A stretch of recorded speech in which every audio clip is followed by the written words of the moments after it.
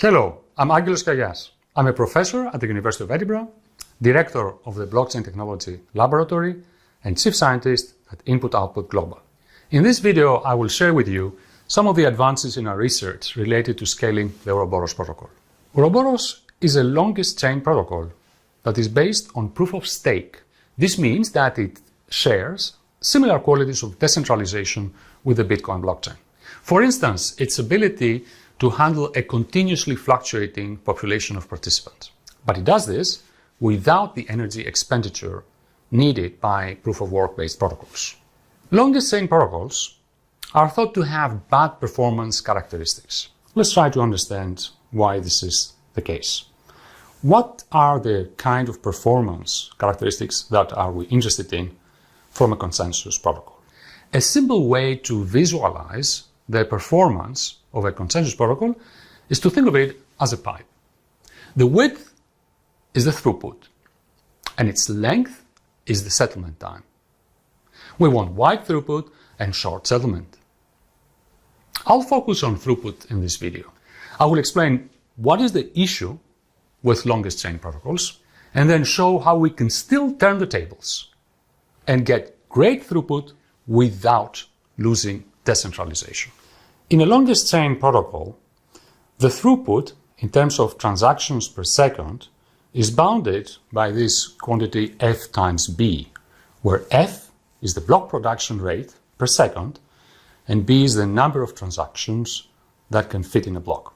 And for simplicity here, I'm assuming that all transactions are of the same size. So we can use a transaction as the main unit of what is to be transmitted. But the argument I'm going to make is going to be the same even if we use a different metric. From this bound, f times b, it follows that a large f would result in better throughput. But the question now is, how large can we let f be? Now, this question is something that we've studied to great detail over the years. And thanks to our latest analysis that we published last year in the ACM Computer and Communications Security Symposium in 2021, we have derived this formula as a necessary and sufficient condition for the security of these protocols.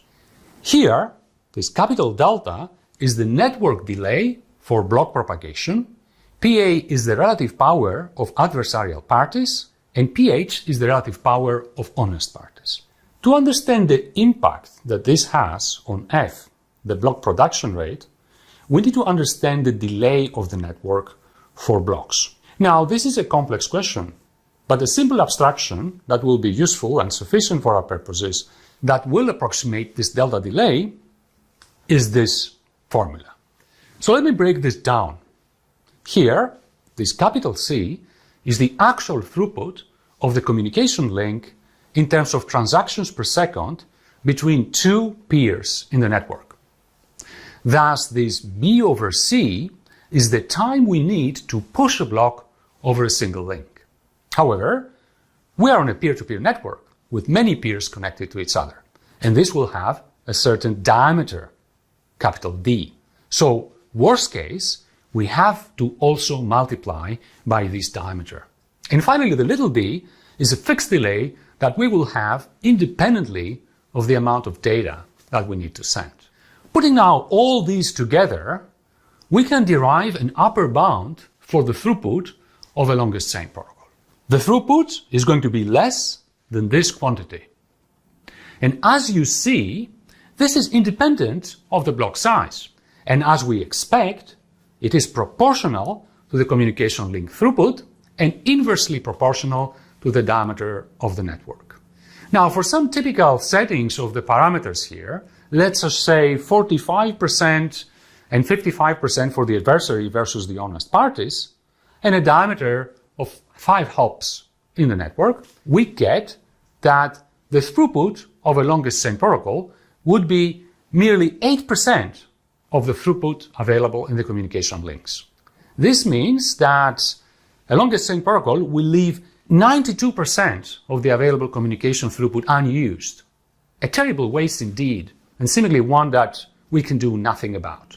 So now let me cap to our ongoing research that shows how we can resolve this throughput limitation. Ouroboros is utilizing a networking infrastructure that applies back pressure when there is transaction overload. The system absorbs into blocks what is feasible, while a large amount of transactions will wait their turn to be pulled into a producer's mempool and get processed. Under high load, the transactions will have to wait. Let me introduce the first innovation that we have. The input endorser concept allows segments of mempools to be released in the network before they get considered to enter a main chain block. This means that block producers will free space on their mempools and they can get more room to pull transactions in, while their mempools will be floating in the form of what we call input blocks in the peer-to-peer network. Now, to get the most of it, this mempool segmentation will need to happen concurrently across the whole block producer population. For this reason, we have to make sure that the overlap between input blocks is minimized. We will achieve this by utilizing coding techniques that are inspired from spread spectrum communications. Validity of input blocks is checked as in regular longest chain blocks, but it will be also attested via the issuance of a mithril certificate. This is going to transform the input block into a verified batch of transactions, which will be included in the main chain only by reference. These input block certificates are communally and spontaneously created. This means that the batch of transactions inside an input block is validated and scripts are executed outside the critical path of main chain block validation. Now, longest chain block opportunities are merely used to organize these input blocks. To facilitate this, on the block producer side, there is a separate input block mempool that is maintained and accepts any valid input block that floats in the network.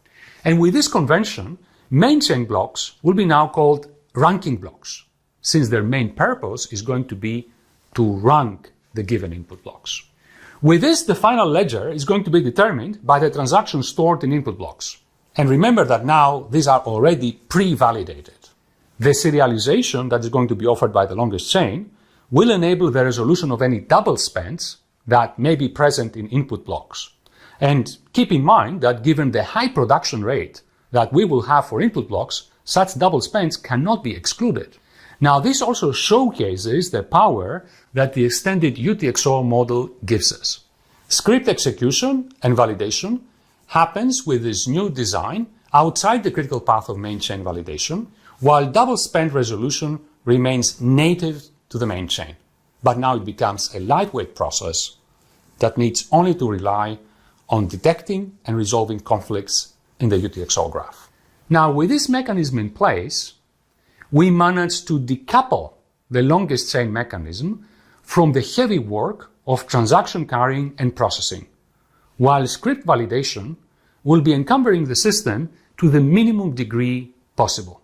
And most importantly, for our topic of high throughput, we can now feel the idling network outside of what is utilized by the longest chain protocol and max the throughput of the Ouroboros blockchain to the theoretical physical limits of the network. This completes this quick glimpse of what we can achieve with Ouroboros Lios, the new version of the Ouroboros protocol that incorporates all these mechanisms I presented in this video and is currently in development. As you can see, the existing Ouroboros Praos blockchain becomes the foundation that will be able to achieve near optimum throughput performance in a completely decentralized manner. Moreover, we can already observe that using our techniques from our previous research on ledger combiners, we can introduce additional ranking blockchains to decrease the settlement time for input blocks. As a result, it will be possible to achieve high throughput and fast settlement at the same time. However, the exact way we will do this will be a topic of a future communication. Thank you very much for watching this video and see you again soon.